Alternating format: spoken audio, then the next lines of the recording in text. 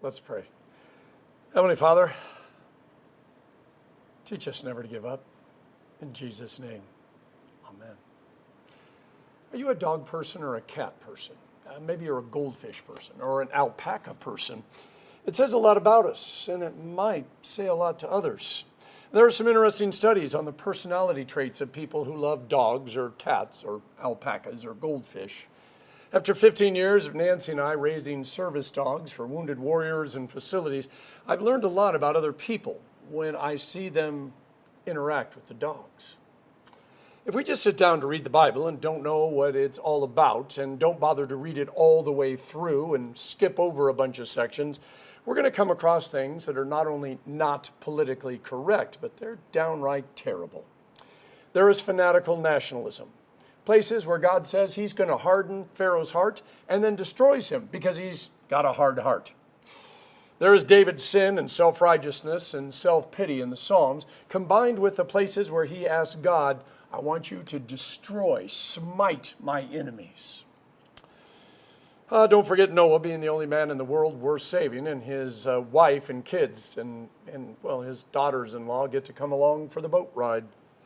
There are lots of laws that people hate, but there's also a few that people would like to see enacted, like the one in Deuteronomy that says a newly married man is exempt from military service for a year so he can be happy with his wife. Today, a Canaanite woman comes to Jesus because her daughter is really, really sick and no one has been able to help her. And Jesus says it's not fair for him to throw the children's food to the dogs. Ouch. I love to bring this verse up when people come to me. And I bring this verse up and the one where Jesus chases the vendors out of the temple with a whip. And every time somebody says to me, the church needs to be more like Jesus. And I go, oh, how about these verses? See, the Bible is a book about the way life really is. It's about people that are sinners and saints at the same time, full of hope and full of doubt, loving and angry, healed and hurting, caring and not. In other words, the Bible is a book about all of our mixed up emotions and agendas. And sometimes Jesus needs to practice a little or a lot of tough love with us. I don't always believe that I am worthy of God's love. Most of us probably don't believe that at one time or another. I mean, we are a forgetful people. And it doesn't seem to matter how many Bible verses I read or how many times somebody tells me, God loves you. There are just days when I don't want to believe it. But there are other days when it's not so much that I think I'm worthy or that I deserve God's love, but because of what I'm asking for, that I'm willing to get in God's face and not back down. These moments usually come when it's someone who's very special to me, and they need a miracle, and God's the only one who can help. See, worshiping someone, even someone, by the way, who uses the generic name God, which almost all religions in the world use to describe their supreme being, requires more than just fear. See, when you worship, and the only reason you worship something is because you're afraid of it, that's not worship. If the only reason you're worshiping something is to get something from it or not get punished by it, that's not worship. The church often says worship comes from the heart, which can be a little confusing if we think that that means the four-chambered organ that's inside of our body.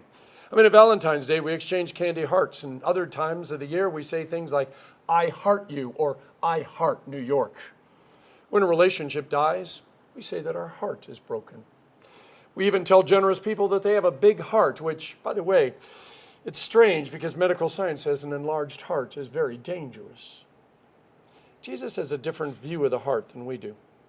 In Matthew 15, right before our gospel lesson for today, he says, out of the human heart comes evil intentions, murder, adultery, fornication, theft, false witness, and slander.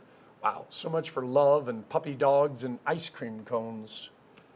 Which is why worship also requires the brain, but not just a logical response. Because when worship is nothing more than A plus B equals C, and all you're doing is following the liturgy by rote, and there's no response from the heart, it's not worship. Worship is more than logical doctrine and memorized verses. See, these Pharisees were really good at yelling at Jesus. You know what? You healed someone on the Sabbath. Your people did not wash their hands. You eat with tax collectors and sinners. And the Pharisees pointed out that the Bible had some very strong things to say about all of those things. The Pharisees would have loved social media. They were playing the game of being better than everybody else, holding themselves up and saying, "Oh, you slime of the earth." Jesus responded, "Do you think following the rules and eating the right stuff makes you pure of heart?" I think it's interesting that he doesn't say pure of brain. True worship does not spring from the heart or the brain. It comes from the soul, which medical and behavioral science can only speculate about, but which faith apprehends and radiates from. Did you ever have a friend who you loved dearly, but you knew that they were also going to push you? They dared or double dog dared you or just said, "Follow me." Now, there's a difference between those who are leading you astray and getting you to cross into the dark side. That's a bad thing. And those who want you to experience a life that pushes the boundaries by taking a step across the line that few are willing to cross because of fear. But it leads to real life. Jesus is that friend. He says, "I want you to have life, and I want you to live it to the fullest." But as we said last week, that means we have to be willing to step out of the boat and get a little wet. So right after Jesus has this discussion with the Pharisees about pure hearts, he takes the disciples on a field trip to the wrong side of the tracks, at least as far as the disciples are concerned, but which is the right side of the tracks for a Canaanite woman and her daughter. The disciples heard everything Jesus said to the Pharisees. But when this woman, and that's in air quotes, because she's not one of them, keeps crying out after Jesus, the disciples say, "Get rid of her. She's annoying. She doesn't belong here. She doesn't deserve you, Jesus." And the grammar doesn't note when Jesus says, "I was sent only to the lost sheep of Israel," whether he's talking to the disciples or to the woman, but both of them heard exactly what he said. Now, remember when I said that there are times I'm willing to be far bolder and get into God's face because someone I care about needs a miracle? Most of us are that way. It's no longer about whether we deserve God's grace or are worthy of his attention. This is about helping someone who cannot help themselves, and we know that God can fix what's broken. Now, if we're only worshiping and praying to Jesus to get something, it's not worship. It's like manipulating little kids to be good, or Santa's not going to give them anything for Christmas. Or talking to someone and saying, "Oh, you look fantastic today. I mean, you're just radiant. You were amazing. Oh, by the way, can I borrow $1,000? See, here's a question I want you to think about. When Jesus says, "It is not fair to take the children's food and throw it to the dogs," is he talking to the woman or to the disciples? You can see the disciples nodding their head in agreement.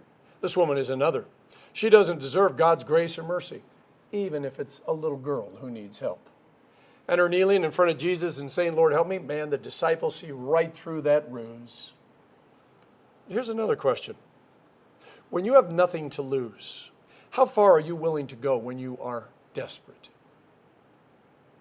And is there such a thing as crisis faith? Is it possible to come to faith because you have nowhere else to turn? Showing she understands sarcasm and may even understand that Jesus is talking to the disciples and not her, she says, "Well, yes, Lord, but even the dogs eat the crumbs that fall from their master's table." And did you hear that? Their master's table. She says, "I'll be your dog if that's what it takes." Jesus can call her anything he wants. He can make fun of her culture, play word games, as long as her daughter gets healed. Jesus answered, "Woman, great is your faith. Let it be done for you as you wish." On a personal level, I love it when Jesus commends a sassy believer for her faith. I imagine he was smiling and laughing when he said it. You see, if we expect God to only love and heal people who deserve it, in other words, show up for church, say prayers, give money in an offering, or he's only going to help those who are part of his culture, we're going to be disappointed. We're also really going to be disappointed if we expect Jesus to love and heal without a little pushback occasionally, where he says, "I was only sent," or "I can't really let you sit at the table because you're a dog." I mean, Jesus comes off as a real jerk in this story unless we understand the basic premise of grace. God loves people who are basically dogs. The Canaanite woman was like, "I know I'm a dog. Why else would I be on my knees begging for mercy and healing for my daughter? I know I don't deserve it. But I actually think that you might just be a dog person. So what do I have to lose?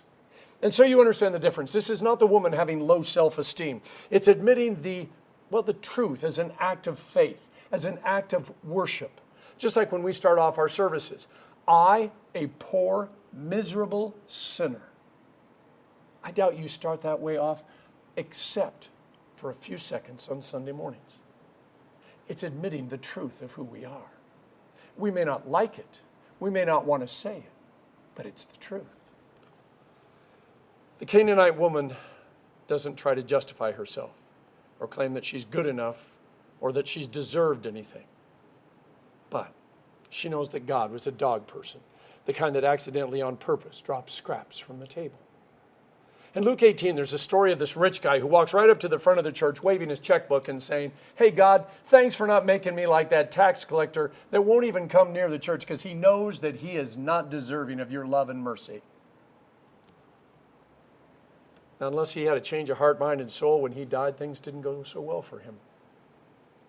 But the tax collector knew who he was. Like the Canaanite woman, was willing to take the scraps that fell off God's table because he knew they were more than enough. Jesus never commended the faith of those who thought they were superior and didn't need him. In fact, he was pretty open. "I've come to save sinners, heal the sick, open the eyes of the blind, and find the lost." How Christianity became about being smug and superior over those who aren't part of their particular religious club is painful. And every day I pray for God to open our souls and help us see those around us as the mission field, because they really are just a different breed of dog than us, but we're all dogs. So if you have a heart that is sometimes dark and selfish, or come from a culture that's not so friendly to Christians, or in the past you haven't been so Christian, or that you have doubts or fears or pretty much anything that hurts and causes pain, I want you to know this. Jesus loves you in spite of all that you are. You can just lay all that stuff down, all of it, at the foot of the cross and let him keep it and deal with it. Jesus isn't just a dog person. He's a whatever kind of person you are. Unless you're smug and self-righteous and perfect. But then again, you probably wouldn't want anything to do with Jesus if you're like that. When you worship Jesus, you're admitting who you are. And you're acknowledging who he is. And discovering just how much he loves you in spite of what you've done or haven't done with your life. A long time ago, there was a guy named Paul Harvey. And I used to listen to him on the radio when my dad and I were out driving all over the place because of construction jobs. And Paul Harvey was famous for his rest of the story. I imagine Paul in heaven running around interviewing all the folks like the Canaanite woman and her daughter about not only how Jesus changed their lives that day, but how Jesus used them to then change the lives of untold others. I don't need to sit at the table in heaven. I'll be happy to sit on the floor with the dogs. I know there are more than enough scraps. And the company, by the way, with the dogs is a group of people that I'm quite comfortable being around. As Frederick Buechner put it, sin and grace, absence and presence, tragedy and comedy, they divide the world between them.